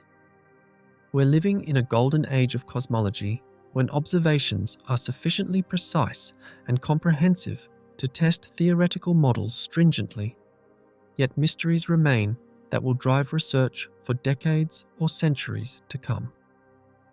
The superluminal recession of distant galaxies stands as one of the most mind-bending facts we've learned about the cosmos. It initially seems impossible, a direct violation of physics' most famous speed limit. Yet it reveals profound truths about the nature of space and time. Space is not merely an empty container, but a dynamic entity that can evolve and change. The speed of light represents an absolute limit for motion through space, for the propagation of information and causality. But space itself operates under different rules, free to expand or contract at any rate. This distinction between motion through space and the evolution of space itself resolves the paradox and opens our eyes to a universe far richer and stranger than we imagined. The galaxies racing away faster than light aren't violating Einstein's relativity, but demonstrating general relativity's predictions about how spacetime can behave on cosmic scales. Looking ahead, future cosmological observations will continue refining our understanding of cosmic expansion and testing our theories. Next-generation telescopes like the James Webb Space Telescope are already pushing observations to earlier cosmic epochs, finding galaxies from when the universe was only a few 100 million years old. Ground-based surveys are mapping cosmic structure in unprecedented detail, measuring the three-dimensional positions of billions of galaxies to trace dark matter's distribution and cosmic expansion's history. Gravitational wave observatories may eventually detect primordial waves from inflation, providing evidence about the universe's first moments when expansion was most dramatic. More precise measurements of the Hubble constant from multiple independent methods may resolve current tensions between different measurements that give slightly different values, potentially revealing new physics or systematic errors in current techniques. Studies of dark energy, attempting to determine whether its density truly remains constant over time or evolves in some way, will constrain models of cosmic acceleration and help predict the universe's ultimate fate. All these observations will probe cosmic expansion's properties with increasing precision, testing whether our current models remain adequate or whether modifications are needed. As we accumulate more data and refine our theories, some questions will be answered while new ones inevitably emerge. Science proceeds not by achieving final, complete understanding, but by progressively deepening our knowledge and recognizing previously unknown puzzles. The discovery of accelerating expansion illustrates this process perfectly. Before 1998, cosmologists thought they understood the basic story, debating only whether expansion would continue forever or eventually reverse. The supernova observations revealed we'd been missing a major component of the universe entirely. Dark energy, now understood to comprise roughly 68% of all mass energy, was completely unknown until its effects on cosmic expansion revealed it indirectly. This discovery raised more questions than it answered. What is dark energy? Why does it have the density it does? Will its properties change in the future? Could it be something other than vacuum energy? Perhaps a dynamic field? or a sign that general relativity needs modification on cosmic scales? These questions drive current research, and their answers, when we find them, will undoubtedly raise further questions we haven't yet imagined. The story of galaxies receding faster than light ultimately teaches us humility about our place in the cosmos and our understanding of physical law. The universe operates on scales and timescales almost incomprehensibly larger than human experience.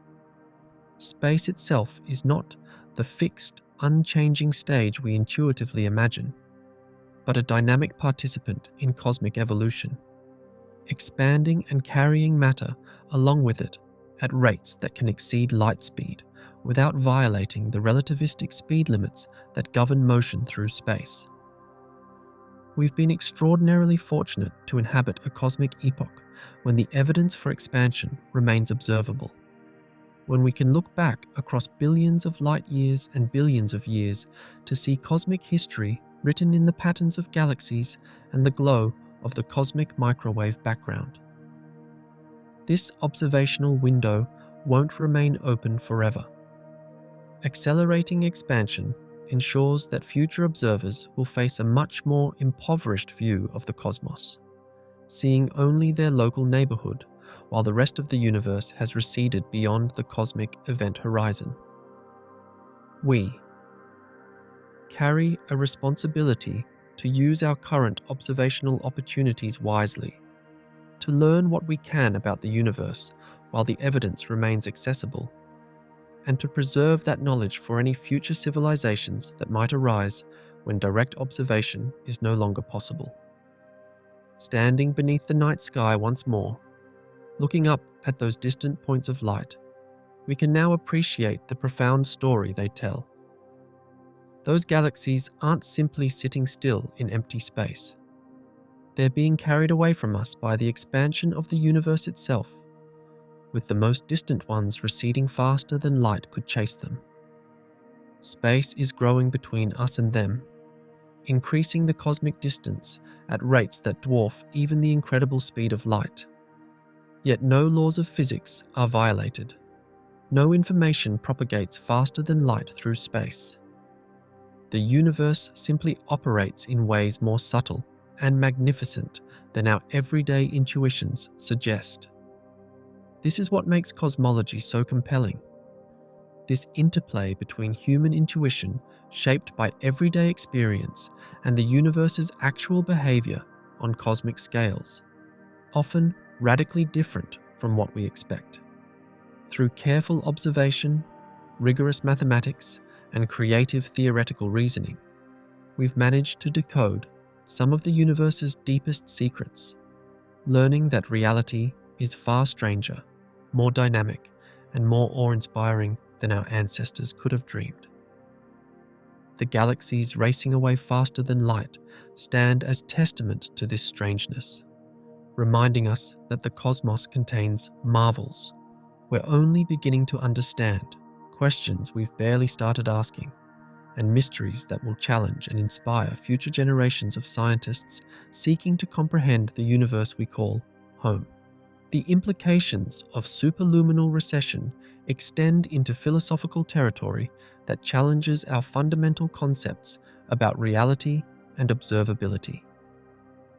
When we acknowledge that vast regions of the universe are receding so rapidly that we can never observe them, never receive signals from them, and never interact with them in any way, we must confront questions about what it means for something to exist if it's fundamentally unobservable.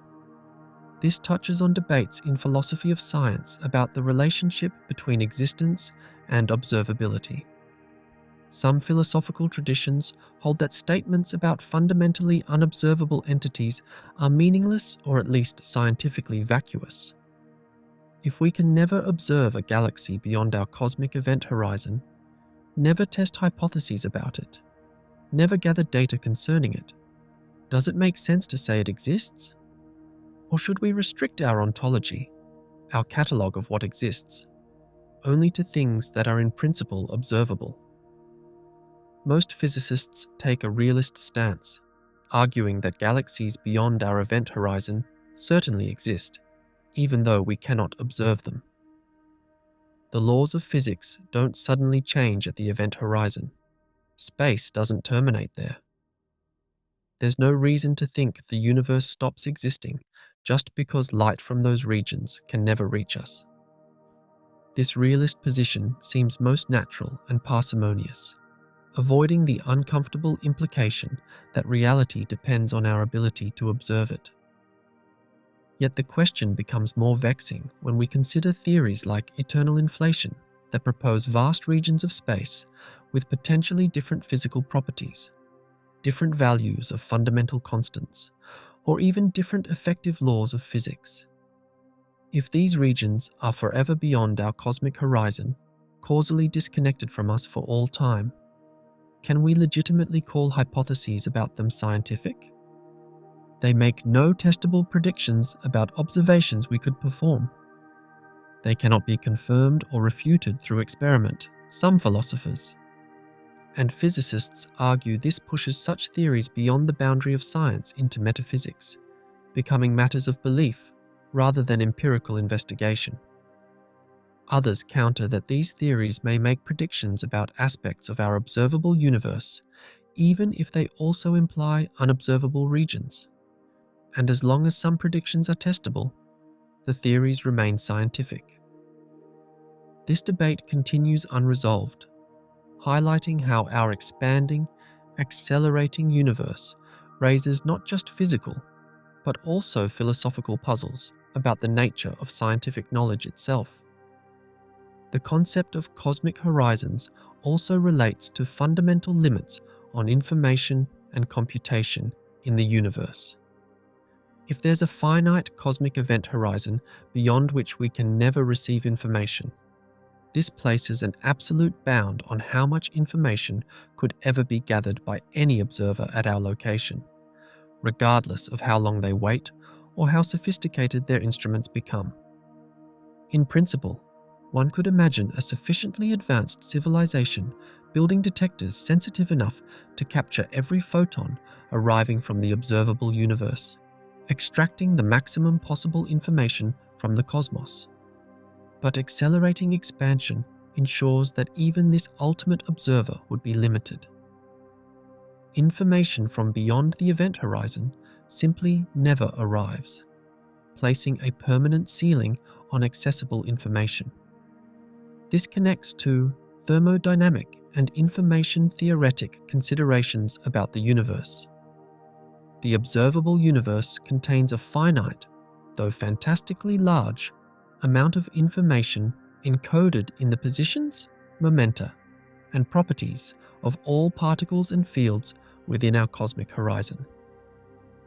This information content can be quantified using concepts from information theory, measured in bits. As the universe expands and accelerates, the amount of information within our event horizon actually decreases over time because regions containing information cross beyond the horizon, taking their information with them into permanent inaccessibility. The universe, from our perspective, is gradually losing information as expansion proceeds. This information loss differs fundamentally from the information loss associated with black holes. Another context where general relativity appears to permit information to disappear from the observable universe. When matter falls into a black hole, classical general relativity suggests the information describing that matter's quantum state is lost forever, hidden behind the event horizon where it can never be retrieved. This conflicts with quantum mechanics' principle that information is conserved, that the universe's total information content cannot decrease. The black hole information paradox has driven decades of theoretical research, leading to concepts like Hawking radiation and holographic principles that attempt to reconcile quantum mechanics with gravity. The information loss due to cosmic expansion raises similar issues, but has received less attention, perhaps because it's a relatively recent concern arising from the 1998 discovery of acceleration. whereas the black hole paradox has been known since the 1970s. Some researchers suggest that quantum effects might modify classical general relativity's predictions about cosmic event horizons, just as they do for black holes, potentially allowing information to leak back across the cosmic horizon in subtle ways. Others argue the situations are genuinely different, and information loss due to cosmic acceleration might be permissible, even if black hole information loss is not. These questions remain at the frontier of theoretical physics, where quantum mechanics and general relativity intersect in regimes we don't yet fully understand. The finite cosmic event horizon also has implications for the ultimate limits of technology and civilization. Science fiction often imagines advanced civilizations expanding outward to colonize the galaxy, then other galaxies, eventually spreading throughout the universe. But accelerating expansion places absolute limits on how far any civilization could expand, regardless of their technological sophistication.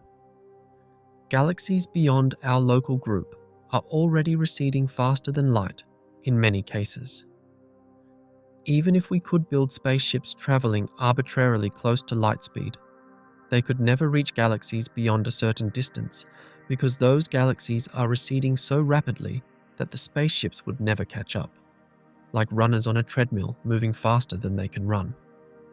The accessible universe, the region that could potentially be reached by space travel starting from Earth, is surprisingly small compared to the observable universe.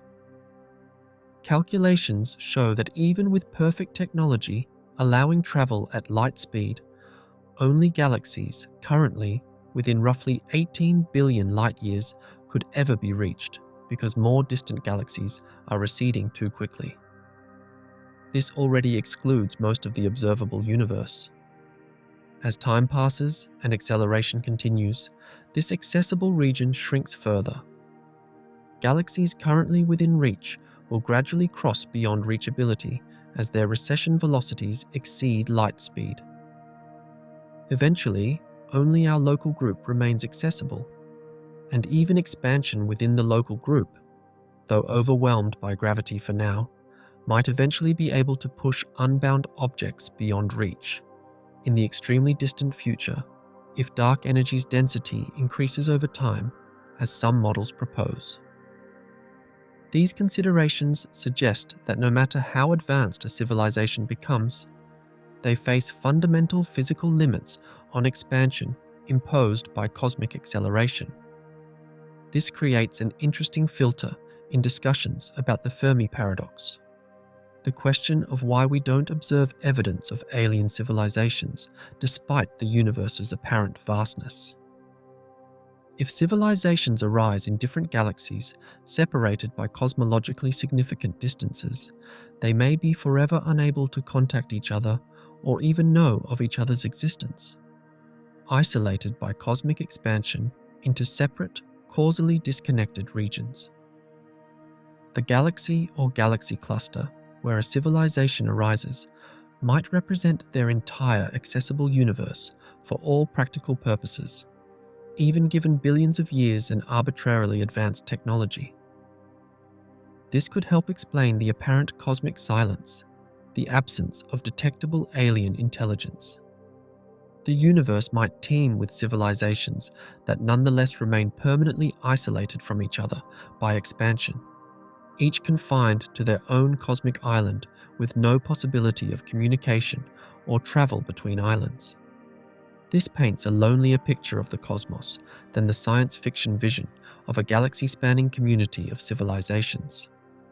But it may be the reality imposed by fundamental physics. The measurement of cosmic expansion continues to produce puzzles that drive current research. One of the most significant is the tension between different methods of measuring the Hubble constant. When astronomers use observations of the cosmic microwave background, combined with our best models of how the universe evolved from that early epoch to the present, they calculate a Hubble constant of approximately 67 kilometers per second per megaparsec. However, when they use local observations of Cepheid variables and type Ia supernovae to directly measure the expansion rate in our cosmic neighborhood, they consistently get a higher value of approximately 73 kilometers per second per megaparsec.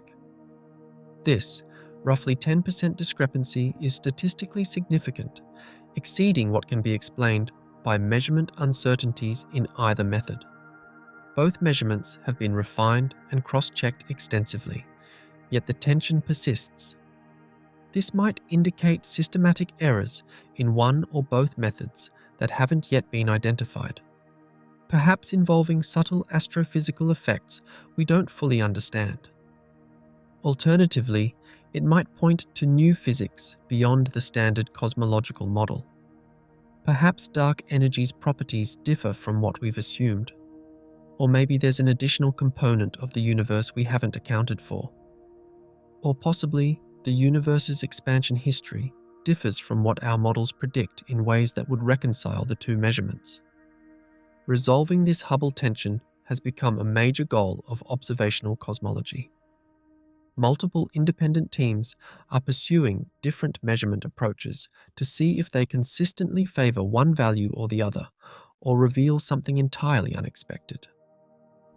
Some research suggests the tension might be resolved by modifications to how we model the universe's transition from the radiation-dominated era shortly after the Big Bang to the matter-dominated era that followed. Others propose that interactions between dark matter and dark energy might slightly alter expansion history in ways that could reconcile the measurements. Still others wonder whether the universe's expansion rate might vary slightly in different directions, violating the cosmological principle's assumption of isotropy, though this would be revolutionary and requires extraordinary evidence. The James Webb Space Telescope's observations may help resolve this puzzle by providing more precise measurements of distances to galaxies and the expansion rate at various cosmic epochs. Whatever the resolution, the Hubble tension highlights how even our best established cosmological models face challenges from precision observations, reminding us that our understanding remains incomplete. Another observational frontier involves mapping the three-dimensional distribution of galaxies across cosmic time with ever greater precision. Projects like the Dark Energy Spectroscopic Instrument, the Euclid Space Telescope, and the upcoming Vera Rubin Observatory are measuring redshifts for tens of millions of galaxies, creating detailed maps of cosmic structure. These surveys trace the cosmic web's evolution, showing how galaxies cluster into filaments and walls surrounding voids, how this structure has grown over billions of years as gravity amplifies initial density fluctuations, and how dark energy's influence has affected structure formation. By measuring how the clustering pattern changes with distance and hence cosmic epoch, astronomers can infer details about the universe's expansion history and dark energy's properties. The baryon acoustic oscillation signal, imprinted in galaxy clustering as a characteristic scale reflecting sound waves in the early universe's plasma, provides a standard ruler for measuring distances and expansion rates. Combining these clustering measurements with supernova observations, CMB data, and other probes creates a comprehensive picture of cosmic expansion across most of the universe's history. These surveys also search for any deviations from the predictions of general relativity on cosmic scales. While general relativity has been tested extensively in the solar system and in extreme environments like near-neutron stars and black holes, its validity on scales of billions of light-years, where we invoke dark energy to explain acceleration, remains less certain. Modified. Gravity theories that alter Einstein's equations on large scales might potentially explain cosmic acceleration without requiring dark energy. Such theories face stringent constraints from observations, as they must not only explain acceleration, but also match all other cosmological observations, including structure formation, CMB patterns, and gravitational lensing effects. So far, no modified gravity theory has successfully explained the full range of observations as elegantly and completely as general relativity with dark energy. Nevertheless, the search continues because the alternative, accepting that 68% of the universe consists of a mysterious substance about which we know almost nothing, seems deeply unsatisfying to many physicists. The nature of dark matter, comprising approximately 27% of the universe's mass energy, adds another layer of mystery to cosmic expansion.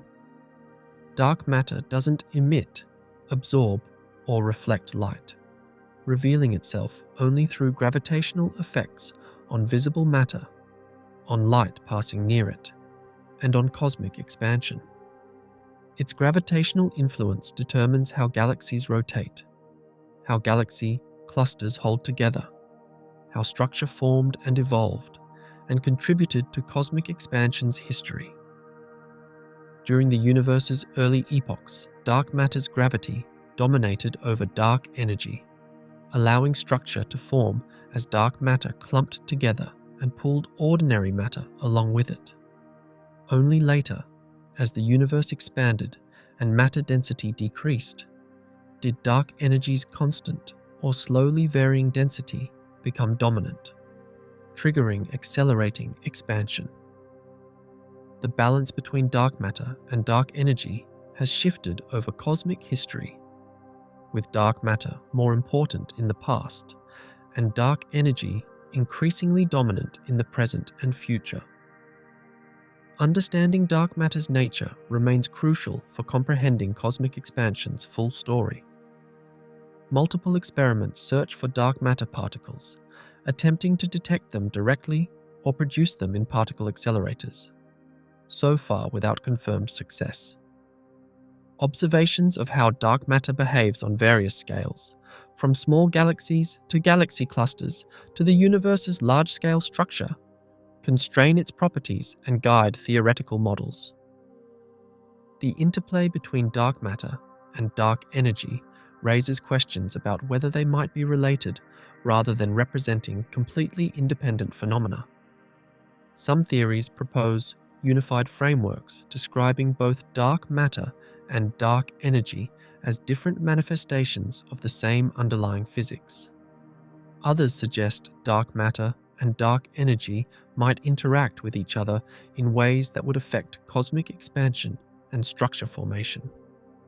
Testing such ideas requires extremely precise observations spanning cosmic scales from small to large and cosmic times from early to late, looking for subtle signatures of interaction or correlation between dark matter's distribution and dark energy's influence. So far, observations are consistent with dark matter and dark energy being genuinely separate components with no significant interaction beyond their shared gravitational effects on cosmic expansion. But the precision of current measurements leaves room for small interactions that future observations might detect. Contemplating the universe's ultimate fate in light of eternal accelerating expansion leads to scenarios that stretch across incomprehensible timescales.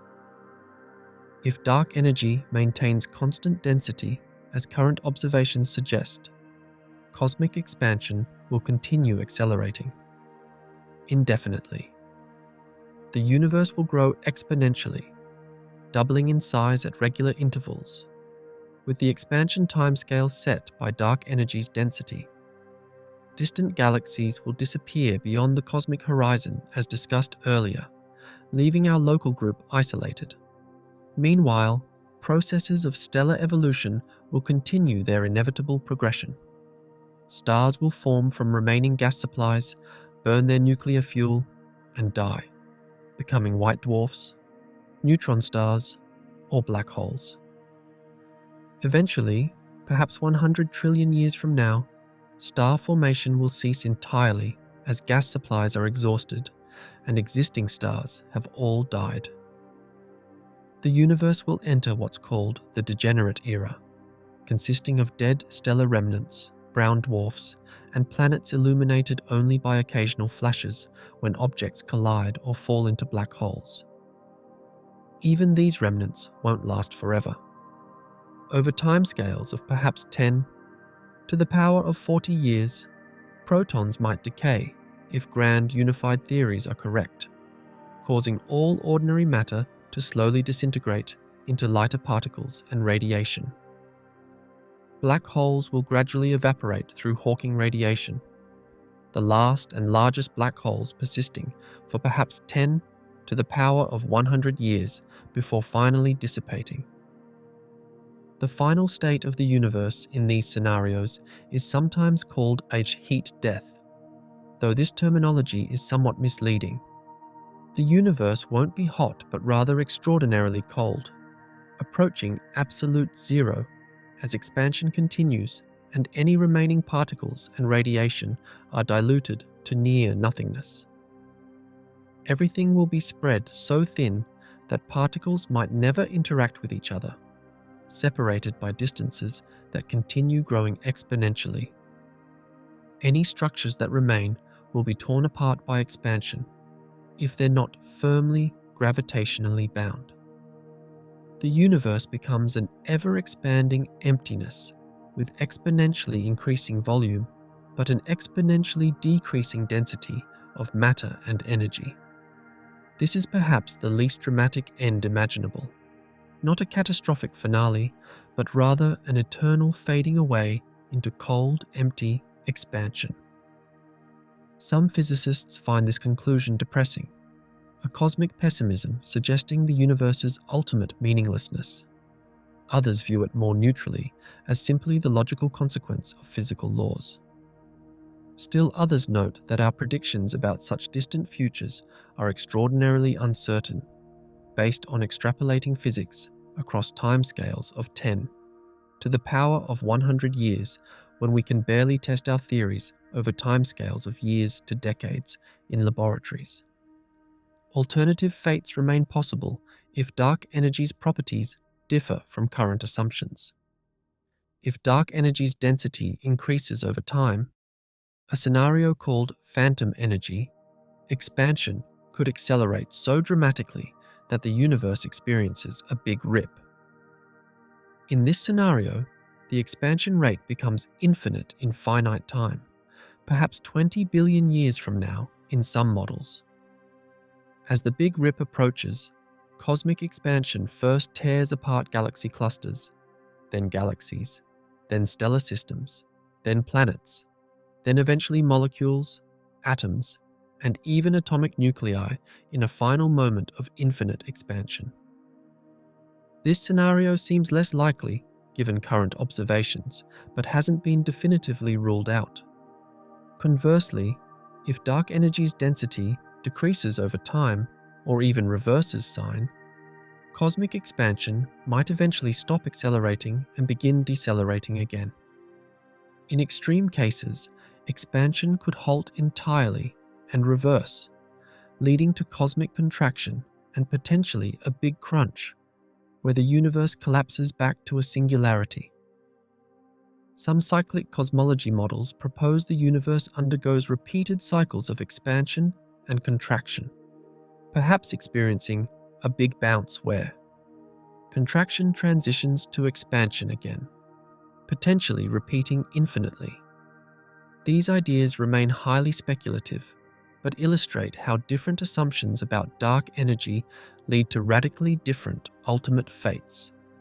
The fact that we can even pose these questions about the universe's ultimate fate reflects how far cosmology has progressed. A century ago, such questions would have been considered philosophical or theological rather than scientific, because we lacked the observational and theoretical tools to address them empirically. Today, we can observe the universe's expansion history back to when it was only a small fraction of its current age, measure its composition with reasonable precision, and use established physical theories to extrapolate forward and backward in time. While enormous uncertainties remain, Particularly regarding dark energy's nature and behavior, we're making genuine progress in understanding cosmic evolution from its earliest moments to its ultimate fate. This represents a stunning achievement of human intellect and technology, using mathematics, physics, and careful observation to decode the universe's deepest secrets. The superluminal recession of distant galaxies serves as a gateway to all these deeper questions and mysteries. It starts as an apparent paradox, a seeming contradiction between observation and established theory.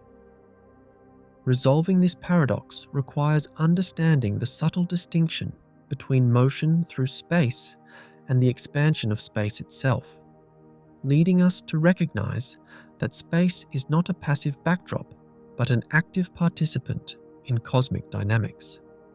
This recognition opens up the full richness of modern cosmology: the Big Bang origin, cosmic expansion and acceleration, dark matter and dark energy, the observable universe and cosmic horizons, the ultimate fate of the cosmos. Each of these concepts connects to the others, forming an interconnected web of ideas that constitutes our current best understanding of the universe's nature. The galaxies racing away faster than light aren't violating physics, but revealing its deepest features, showing us that reality operates according to principles more subtle and magnificent than everyday intuition suggests. As we continue refining our observations and theories, we'll undoubtedly discover new puzzles and paradoxes that will drive further progress. The story of cosmic expansion remains unfinished, with new chapters being written by each generation of astronomers and physicists who turn their instruments and intellects toward the heavens, seeking to understand the strange and beautiful universe we inhabit and the fundamental laws that govern its evolution across cosmic space and time. This video is for educational or entertainment purposes only, and information provided in the video may be incorrect. Like the video and subscribe to the channel for more such amazing videos.